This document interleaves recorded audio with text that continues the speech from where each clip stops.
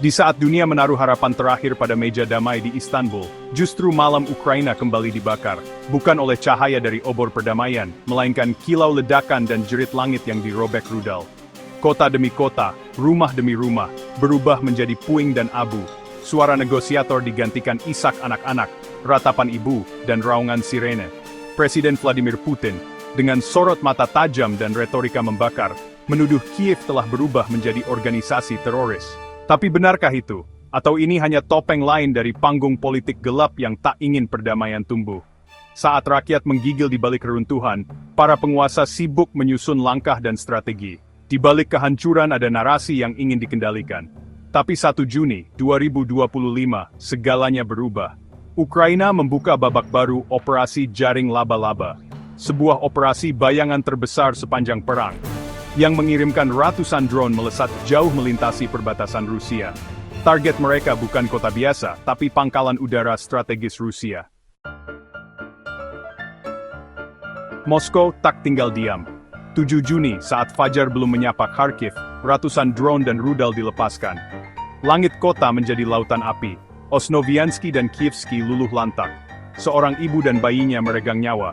Sementara itu, di kota-kota lain seperti Lviv, Sumy, dan Poltava, suara ledakan menjadi latar kehidupan sehari-hari.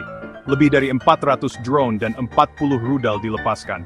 Zelensky menyebutnya sebagai hari paling berdarah dalam sejarah perang ini. Dunia terdiam. Tapi diam itu bukan netralitas. Diam itu adalah pembiaran. Lavrov menuding Inggris ikut andil dalam serangan Ukraina, bahkan menyebutnya sponsor terorisme modern. Di sisi lain, Mark Rutte, Sekjen NATO yang baru, berbicara lantang di London. Ia menyebut ancaman itu bukan hanya untuk Ukraina, tapi untuk seluruh Eropa. NATO pun bersiap menaikkan anggaran pertahanan hingga 5% dari PDB. Awan perang makin tebal. Lalu bagaimana mungkin Ukraina bisa menembus jantung Rusia dengan ratusan drone? Kebanyakan dunia tak tahu bahwa selama setahun lebih, Ukraina membangun jaringan senyap, di bawah tanah, di balik server, di lorong gelap perbatasan. Drone-drone itu tak semua datang dari Kiev. Banyak yang terbang dari dalam Rusia sendiri. Dioperasikan oleh simpatisan oposisi, agen intelijen asing, dan bahkan warga sipil yang muak pada pemerintahnya. Pusat pelatihan drone dibangun secara rahasia di timur Polandia. Teknologinya canggih. Drone dikendalikan lewat satelit komersial yang disamarkan sebagai jaringan cuaca. Permainan ini bukan perang biasa, ini perang hantu dalam labirin siber dan ilusi. Warga Moskow kini tahu rasanya dikejutkan suara sirene. Mereka mengungsi ke pedesaan, membawa serta kecemasan yang dulu hanya milik warga Kharkiv. Namun televisi Rusia tetap menyiarkan kemenangan yang belum ada. Dan lebih dari 60% rakyat Rusia menurut Levada Center mulai tak percaya lagi pada pemerintah. Ini angka tertinggi sejak 2022. Dan skandal 6.000 jenazah terus menghantui. Beberapa whistleblower menyebut bahwa Kiev dengan sengaja menutup-nutupi jumlah korban, agar rakyat tak patah, agar Barat tetap memberi senjata. Tapi harga dari semua itu adalah kebenaran, dan bila kebenaran dikorbankan untuk strategi, lalu siapa yang akan memperjuangkan nurani? Di garis depan, suara ledakan tak pernah benar-benar pergi. Tapi suara yang lebih senyap, lebih mencekam, justru bergema di dalam kepala para prajurit, baik Rusia maupun Ukraina. Luka yang tak berdarah, tapi membusuk di dalam. Menurut laporan dari Komite Palang Merah Internasional, angka penderita PTSD di kalangan tentara Ukraina melonjak lebih dari 200% sejak tahun 2023. Di sisi Rusia, kebocoran dokumen medis militer menunjukkan fenomena yang lebih tragis. 1 dari 5 prajurit menderita disasosiasi total. Mereka berjalan, menembak, berperang, tapi tidak tahu untuk siapa, untuk apa. Seorang tentara Ukraina yang diselamatkan dari reruntuhan di dekat Bakhmut berkata, "Saya tak tahu lagi siapa musuh saya. Saya hanya tahu, saya ingin berhenti merasa." Di pihak Rusia, banyak pemuda dikirim tanpa pelatihan, hanya dengan seragam dan senjata. Mereka mulai memberontak, sebagian mencoba kabur ke Kazakhstan atau Georgia. Tapi nasib mereka jarang sampai ke telinga publik. Ditangkap, hilang, diam-diam dikubur. Dan ketika negara mulai kehilangan kendali atas tentaranya, ruang itu diisi oleh entitas lain, perusahaan militer swasta. Wagner Group, meskipun telah dibubarkan secara formal, tak benar-benar lenyap. Mereka bereinkarnasi, tanpa nama, tanpa lencana, tanpa belas kasihan. Di Donetsk, Kabarnya mereka mengeksekusi warga sipil hanya karena sinyal ponselnya terekam di lokasi ledakan. Sementara itu, di pihak Ukraina, muncul kabar bahwa PMC Barat juga ikut terlibat, beroperasi tanpa seragam, tanpa catatan, tanpa nama di berita. Mereka hadir, mereka bertempur, mereka membunuh. Seorang mantan perwira NATO menyebutnya sebagai bayangan perang di balik perang terang. Dan itulah perang paling berbahaya, ketika batas antara prajurit dan pembunuh jadi samar, ketika aturan internasional hanya selembar kertas yang dibakar oleh realita. Sementara itu, permainan intelijen berlangsung di dalam kabut. Pada pertengahan Juni 2025, CIA dikabarkan gagal menghentikan percobaan pembunuhan terhadap salah satu pejabat senior Ukraina. Operasi balasan gagal, 4 agen rahasia tewas. Tak ada yang bisa diinterogasi, tak ada yang selamat. Namun di sisi lain, Ukraina membalas. Tim sibernya berhasil menyusup ke pangkalan komunikasi militer Rusia di Kursk. Mereka mencuri data jaringan, bukan hanya lokasi pasukan, tapi juga rencana operasi musim gugur. Der Spiegel menyebut ini sebagai salah satu pembobolan intelijen terbesar sejak Perang Dingin. Jika data ini valid, Rusia berada dalam bahaya besar, tapi juga dalam posisi berbahaya untuk membalas tanpa batas. Dan di tengah semua itu, dunia menyaksikan satu fenomena yang lebih mematikan dari rudal runtuhnya kepercayaan pada tatanan hukum internasional.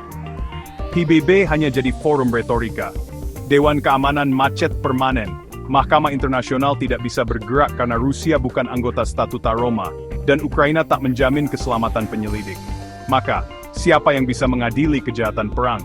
Siapa yang bisa menghentikan pembantaian sipil? Tak ada. Hukum internasional hanya menjadi narasi nostalgia. Kita hidup di dunia yang sunyi, bukan karena damai, tapi karena tak ada lagi yang percaya suara keadilan akan terdengar. Dan ketika media sosial kita padam, ketika layar televisi dimatikan, yang tersisa hanyalah tanda tanya, kemana kita menuju? Akankah anak-anak masa depan belajar sejarah tahun 2025 sebagai era diplomasi yang gagal? Sebagai titik awal krisis global baru? Atau, mungkin masih ada secercah harapan? Beberapa lembaga kemanusiaan mencoba membuka jalur netral untuk evakuasi jenazah dan korban luka. Paus Fransiskus mengusulkan pertemuan lintas agama di Yerusalem. Di Rusia sendiri, muncul surat terbuka dari tokoh sipil kepada Kremlin, memohon agar perang dihentikan. Tapi bom masih meledak. Gereja jadi tempat pengungsian. Pasar jadi puing. Sekolah menjadi rumah yatim. Zelensky, dalam pidato paling emosionalnya sejak invasi dimulai, berkata, mereka ingin kita menjadi monster seperti mereka. Tapi kita akan menang karena kita tetap manusia. Kita tidak ingin membunuh. Kita ingin hidup.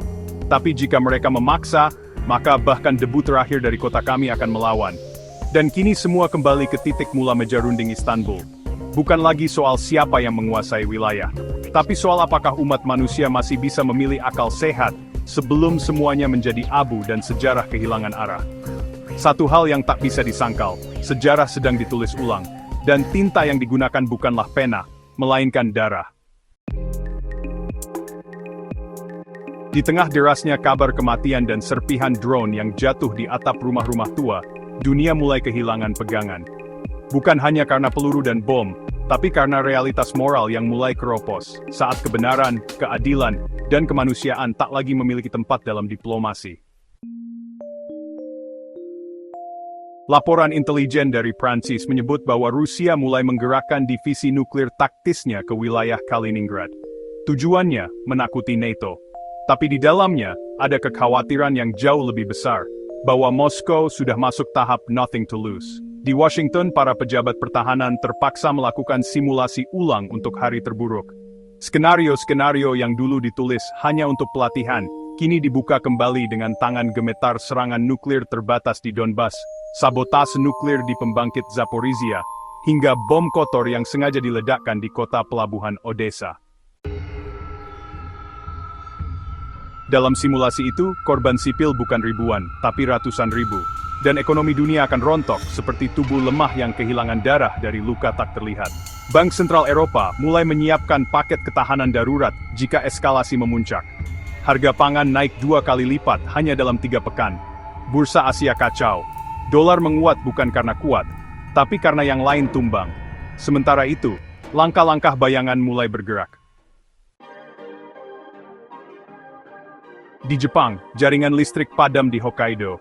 Di New York, sistem lalu lintas digital Bandara JFK lumpuh selama 3 jam karena serangan siber. Tidak ada yang mengaku bertanggung jawab. Tapi semua tahu, ini bukan kebetulan. Unit Zarya, pasukan siber rahasia Rusia, diduga mulai menjalankan skenario cyber blitz, melumpuhkan jantung sistem digital negara-negara NATO. Para ahli menyebut Perang Dunia Ketiga mungkin tak dimulai dengan ledakan, tapi dengan layar hitam. Di Beijing, China terus memainkan peran ambigu. Mereka menyebut Rusia sebagai mitra strategis. Namun dalam forum tertutup, mereka mengecam ancaman penggunaan nuklir. Xi Jinping dalam pertemuan Politbiro menyatakan, kita tidak bisa membangun dunia baru dari reruntuhan dunia lama yang nuklir. Kalimat itu bocor. Dunia bereaksi. Namun China bukan penonton pasif. Mereka mulai mengerahkan pengaruh di Asia Tengah. Tajikistan, Kyrgyzstan, bahkan Mongolia, mulai menerima bantuan kemanusiaan dari Beijing, yang di dalamnya tersembunyi perangkat komunikasi, drone pengintai, dan jaringan satelit mini. Sementara di Laut Hitam, kapal-kapal Turki mulai menghadang kontainer yang dicurigai membawa sistem peluncur rudal mobile buatan Korea Utara, menuju Rusia melalui pelabuhan gelap di Georgia. Dunia perlahan berubah menjadi papan catur yang dipenuhi bidak tak dikenal. Dan di tengah semuanya, wajah pemimpin dunia mulaikan warna. Zelensky tampak lebih kurus, bahunya tak lagi tegap. Dalam wawancara eksklusif dengan Al Jazeera, ia berkata, "Kami tidak minta kalian bertempur. Kami hanya minta dunia untuk tidak tutup mata saat kami dikoyak hidup-hidup." Putin sebaliknya, terlihat lebih muram, lebih sering menyendiri dalam pertemuan tertutup. Stafnya mulai menampakkan kecemasan. Mereka sadar, jika Moskow gagal menunjukkan dominasi, bukan hanya perang yang kalah, tapi seluruh struktur kekuasaan Rusia yang runtuh. Di Moskow, demo kecil mulai muncul, dipimpin oleh para ibu tentara yang tak kunjung pulang. Mereka membawa foto anak mereka. Mereka menangis, bukan karena kehilangan, tapi karena tak pernah diberitahu bahwa anaknya bahkan sudah pergi. Perang kini bukan hanya di darat dan langit, tapi di hati manusia. Seorang bocah perempuan Ukraina ditemukan sendirian di reruntuhan sekolahnya. Ia menggenggam boneka tanpa kepala. Saat ditanya siapa namanya, ia hanya menjawab, "Aku lupa." Dan mungkin memang itu yang paling menakutkan dari semua ini. Bukan kematian, bukan kehancuran, tapi hilangnya ingatan tentang siapa kita sebenarnya. Tentara yang kehilangan moral kompas, rakyat yang kehilangan harapan, pemimpin yang kehilangan arah, dunia yang kehilangan empati. Jika dulu kita takut pada ledakan, kini kita mulai takut pada sunyi. Sunyi di antara dua serangan.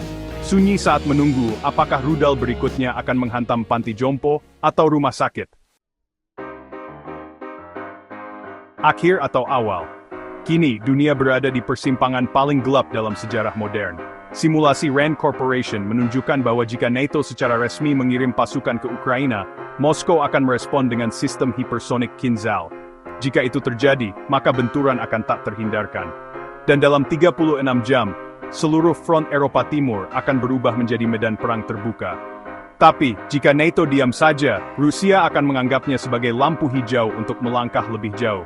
Dan di antara dua bencana itu, para diplomat berjalan di atas benang tipis, mencoba menjaga dunia dari terjatuh. Tapi, apakah masih ada cukup waktu? Di medan perang, peluru punya arah. Tapi di medan informasi, peluru punya wajah yang bisa menyamar jadi siapa saja. Dan itulah yang kini jadi senjata paling mematikan dalam konflik Ukraina-Rusia 2025, disinformasi dan perang narasi. Sebuah laporan dari Interpol menyebut bahwa sejak awal Juni, lebih dari 20.000 akun bot aktif menyebarkan narasi yang menyudutkan Ukraina di media sosial global.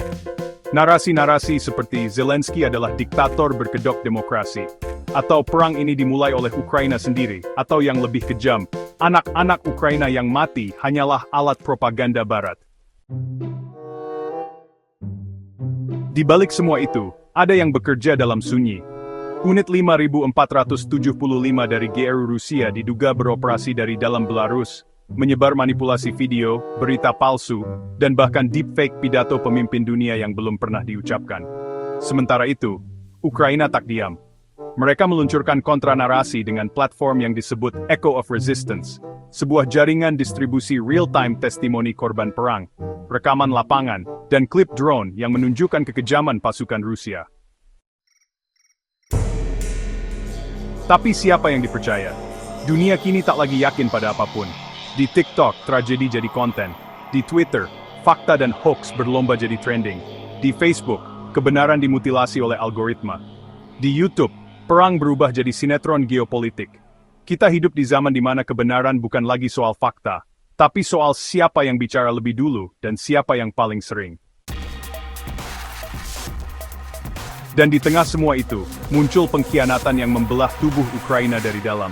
Seorang anggota parlemen senior Ukraina ditangkap diam-diam oleh Dinas Keamanan (SBU), diduga membocorkan rute logistik militer ke pihak Rusia. Tak ada pengadilan, tak ada pengumuman resmi, hanya lenyap.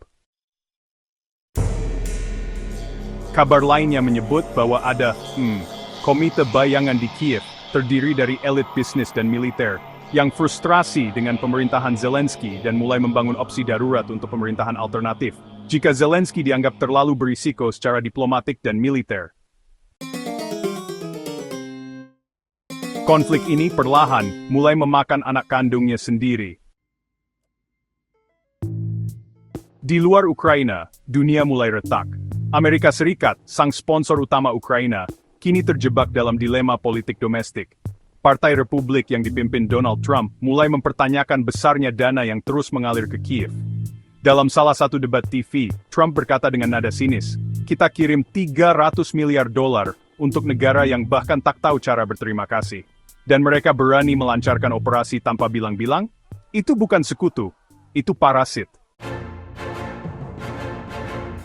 Gedung Putih gemetar.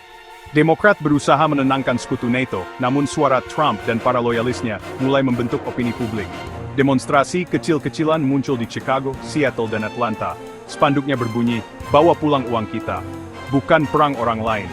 Di Uni Eropa, tekanan lebih besar.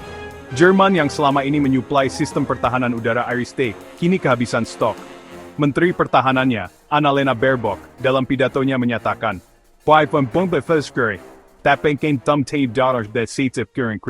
Hai.